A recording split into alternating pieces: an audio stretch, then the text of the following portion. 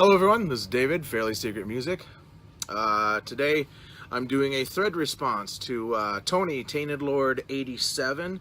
He has a thread out there called Numb, and the idea is to show 6 album covers that have skulls on the covers. So that was his only. That was those the rules. 6 albums with skulls on the covers. I think I might have 7 here. I did not do anything by Overkill, Candlemass, or Merciful Fate because I thought those were too easy. Oh, and Megadeth. I didn't. I decided to do stuff that were do things that were more deep cuts, as it were. So, first one, Primordial, the redemption at the Puritans' hands. If you don't know who Primordial are, they are a kind of a pagan black metal band. They're more on the Viking metal kind of side of things. Very epic. Just, that's a good way to describe them. This is a great album. The production is really good. I wish this production was the same production on the Billy Anderson album. I think it's Wilderness Gathering or Gathering Wilderness. I can never remember which word comes first. Because that production is pretty muddy, and I really wish it was a little better. This is Apostle of Solitude, of Woe and Wounds.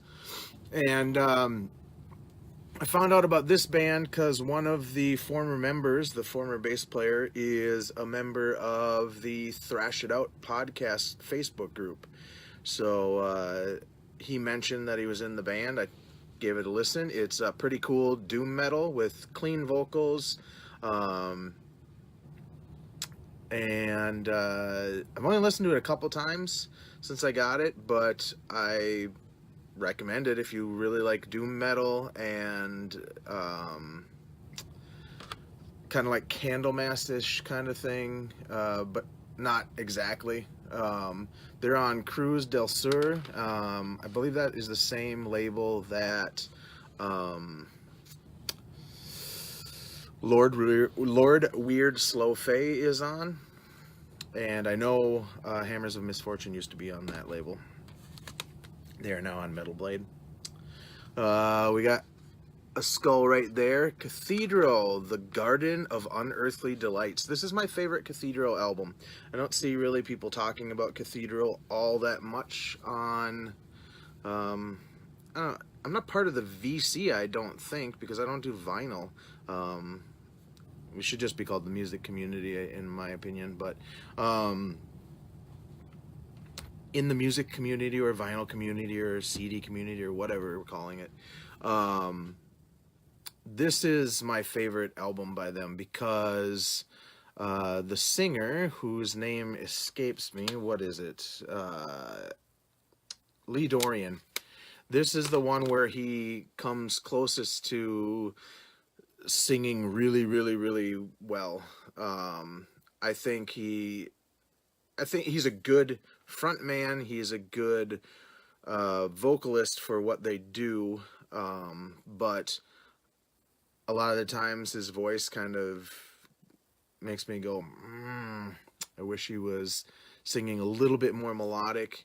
He kind of reminds me of Thomas G. Warrior from Cathedral, but like way better, considering I have all of theirs and I have 0 Cathedral stuff. This is one that I assume somebody is going to show. Coroner, Punishment for Decadence. This is a band that I don't listen to enough, or I haven't listened to enough, and I don't know how much I like them. I know they kind of have that Megadeth, like a heavier, more sinister Megadeth vibe to them. It's been a while since I listened to them.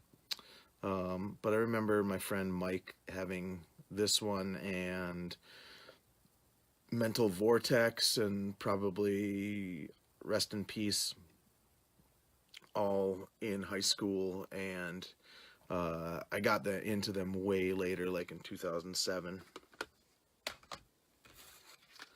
Flotsam and Jetsam. This is a live one called Once in a Dead Time, and it actually comes with a CD and DVD.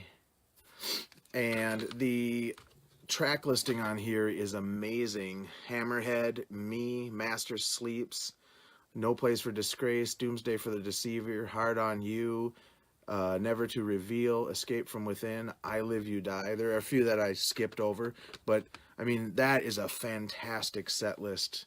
A lot of old stuff, and Eric AK's voice is fantastic on this.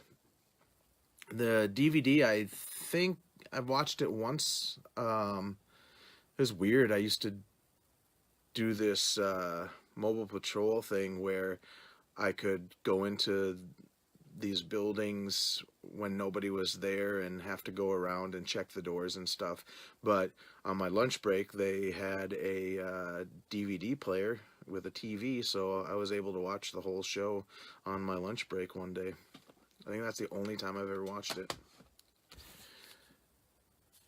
Paradise Lost, The Plague Within.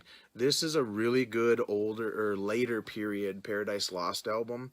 It has what's his name going back to more of a death metal vocal styling, and I really like this. I actually like this better than earlier Paradise Lost, and I know that's kind of blasphemy, but earlier stuff is too slow, I guess. I don't know. If I want to listen to slow, I'm going to listen to stuff like Ahab and stuff like that. And, oh, that was 6. But I decided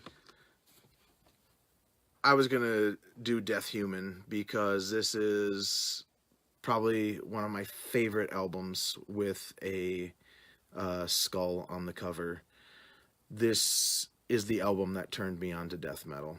This is the one. This was the gateway drug to death metal.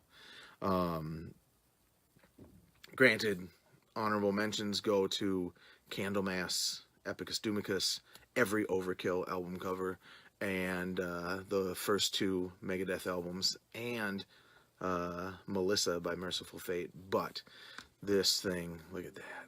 Oh, wow. Yeah. So there you are, Tony. 6, in my case 7 album covers with skulls on them.